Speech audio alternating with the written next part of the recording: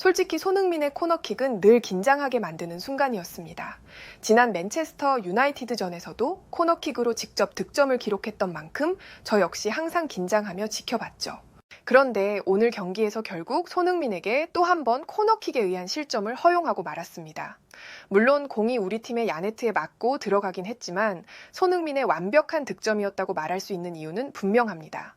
이날 경기에서 손흥민의 코너킥에 대해 외신들은 극찬을 쏟아내고 있으며 해설진으로 참여한 제이미 캐러거와 게리 네빌 역시 손흥민의 플레이에 깊은 인상을 받았습니다. 제이미 캐러거는 손흥민의 코너킥을 예술에 비유하며 축구의 미학적 요소를 완벽히 담아낸 코너킥이라고 극찬했습니다. 그는 손흥민의 킥이 단순한 코너킥이 아니라 마치 오케스트라의 지휘자가 모든 요소를 조율하듯 치밀하게 계산된 장면이라고 평가했는데요. 게리 네빌 또한 손흥민의 킥을 전설적인 궁수가 쏜 화살에 비유하며 극찬했습니다. 이 정도로 완벽한 낙차와 회전은 프리미어리그에서도 보기 드문 기술이라며 브렌트퍼드 수비진이 혼란에 빠진 이유가 손흥민의 정교한 킥에 있었다고 분석했는데요. 게리 네빌은 이어서 브렌트퍼드 수비와 골키퍼 모두가 손흥민의 공이 어떤 방향으로 향할지 전혀 예측할 수 없었던 것 같다며 손흥민의 능력을 높이 평가했습니다. 이처럼 손흥민의 코너킥은 외신들로부터 축구를 예술의 경지로 끌어올린 장면이라는 평가를 받고 있는 가운데 상대팀 골키퍼조차 손흥민의 코너킥 득점을 인정하며 극찬하는 이유를 좋아요 버튼과 함께 살펴보겠습니다.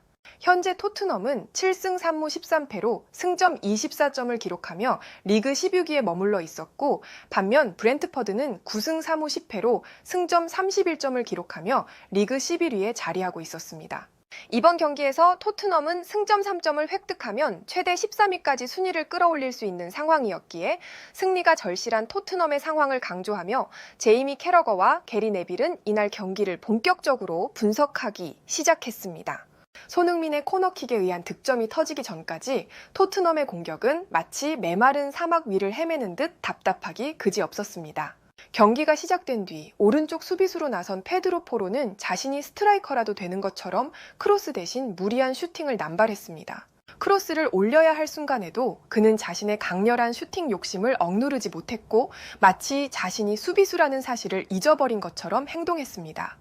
그의 발끝에서 흐름이 끊길 때마다 관중석에서는 답답한 한숨소리가 흘러나왔습니다. 클루셉스키 역시 상황을 나아지게 하지는 못했습니다. 완벽한 득점 찬스에 있던 손흥민을 전혀 의식하지 않은 채 무모하게 슈팅을 시도했고 토트넘의 공격은 연이어 허공으로 흩어졌습니다.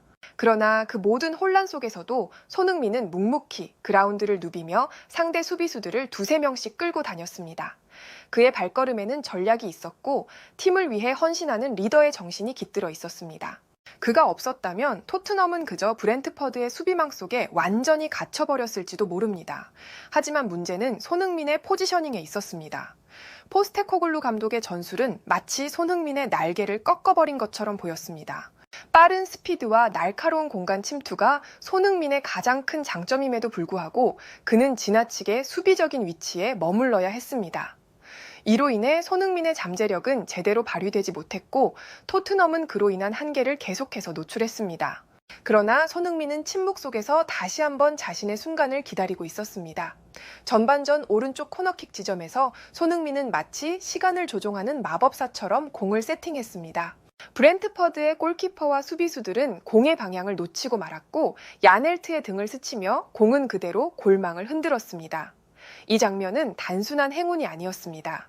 토트넘의 손흥민은 단순히 코너킥 득점으로 멈추지 않았습니다. 그는 마지막까지 자신의 천재성을 그라운드 위에 선명하게 새기며 토트넘의 승리를 결정짓는 환상적인 어시스트를 기록했습니다. 마치 시간을 멈춘 듯 손흥민은 자신만의 시야로 모든 것을 꿰뚫어 보았습니다. 그가 찔러 넣은 패스는 날카로운 송곳처럼 브렌트퍼드의 수비진 사이를 절묘하게 뚫고 나갔고 파페 사르의 발 앞에 정확히 떨어졌습니다. 파페 사르는 손흥민이 만들어준 이 완벽한 기회를 놓칠 수 없었습니다. 최상의 환경 속에서 공을 받아든 그는 침착하게 득점을 성공시켰고 경기장은 다시 한번 손흥민의 이름을 외치는 환호로 가득 찼습니다. 손흥민의 패스는 단순한 어시스트가 아니었습니다. 축구 분석가들은 손흥민의 플레이를 두고 입을 모아 극찬하며 마치 맨체스터 시티의 케빈 데브라 위너를 떠올리게 한다고 평가했습니다. 이날 경기장에서 손흥민은 가장 빛나는 별이었습니다. 상대의 실점을 유도시킨 낙차 큰 코너킥과 승부의 쐐기를 박은 완벽한 어시스트는 그의 진가를 다시 한번 입증했습니다. 이러한 상황에서 브렌트퍼드의 골키퍼인 발디르마르소는 손흥민의 코너킥에 대한 자신의 생각을 전했습니다. 경기 후 손흥민의 코너킥과 어시스트에 대해 생각해봤습니다. 저는 경기 중 내내 강렬한 햇빛과 싸우며 모자를 썼다 벗었다를 반복했습니다. 시야가 햇빛 때문에 방해된 건 사실입니다. 그래서 경기 후에도 많은 사람들이 손흥민의 코너킥 실점이 햇빛 때문 아니냐고 물어오더군요. 하지만 솔직히 말씀드리면 그와는 전혀 상관이 없습니다.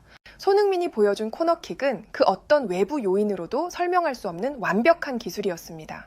손흥민의 코너킥이 이루어지는 순간 마치 시간이 느려진 것처럼 모든 것이 선명하게 보였습니다. 그의 발끝에서 떠난 공은 한순간 하늘 높이 솟아올랐습니다. 그런데 곧이어 믿기 어려운 속도로 휘어지며 아래로 날카롭게 떨어지기 시작했습니다. 제가 예상했던 궤적과는 전혀 다른 방향으로 공이 흘러갔고 저는 순간적으로 어디로 움직여야 할지 판단을 할 수가 없었습니다. 야넬트 역시 그 혼란 속에서 반응할 겨를이 없었죠. 결국 공은 그의 등에 맞고 골망을 흔들었습니다. 일각에서는 야넬트를 탓하는 목소리도 있겠지만 저는 전혀 동의할 수 없습니다. 그 상황은 우리가 손 쓸 수 없는 영역이었습니다. 공의 궤적과 낙차, 속도, 회전이 모두 절묘하게 조화를 이루고 있었고 이는 단순한 운에 의한 것이 아니었습니다. 제가 손흥민의 코너킥을 완벽한 득점으로 평가하는 이유가 바로 여기에 있습니다. 손흥민은 그 순간 자신의 모든 능력을 발휘해 우리를 완전히 무력화시켰습니다. 그뿐만이 아닙니다. 손흥민은 단순히 코너킥으로 득점을 만들어낸 데 그치지 않았습니다. 경기 후반에 파페 사르에게 보낸 어시스트 장면은 또 다른 경이로움이었습니다. 그가 찔러 넣은 패스는 정말 믿기지 않을 정도로 정교했습니다. 저는 패스가 제 앞으로 올 줄 알고 빠르게 반응했습니다. 공을 가로채기 위해 앞으로 나섰지만 공의 회전과 속도가 너무나도 절묘하게 맞아떨어져 제 손에 닿기 전에 이미 파페 사르의 발 앞에 정확히 떨어졌습니다. 대부분의 선수들은 패스를 할 때 각도나 속도 정도만 신경 쓰지만 손흥민은 달랐습니다. 그의 패스에는 역회전이 걸려 있었고 마치 공이 스스로 길을 찾아가듯 정확하게 파페사르에게 연결되었습니다. 저는 그 장면을 보며 깊은 감탄을 금치 못했습니다. 손흥민은 단순히 골을 넣기 위한 공격수로만 머무는 선수가 아닙니다. 손흥민은 경기를 완벽히 읽고 동료들에게 최적의 찬스를 제공할 수 있는 지능적인 플레이메이커이기도 합니다. 이날 경기는 저에게 여러 가지를 생각하게 만들었습니다. 토트넘의 손흥민 같은 선수를 상대하는 것은 언제나 쉽지 않은 일입니다. 손흥민이 있는 한 토트넘은 언제나 위협적인 팀이 될 겁니다. 그리고 저는 그와 같은 선수와 경기를 치른 경험을 오래도록 기억하게 될 것입니다. 해외에서는 이 같은 반응을 보여주었고 좋아요와 무료 구독 그리고 알림 설정해 주시면 영상 제작에 큰 힘이 됩니다. 여러분들의 생각을 자유롭게 댓글로 남겨주시고 오늘도 시청해 주셔서 진심으로 감사드립니다. 오늘도 편안함에 이르시길 기원하겠습니다. 이상 월드TV였습니다.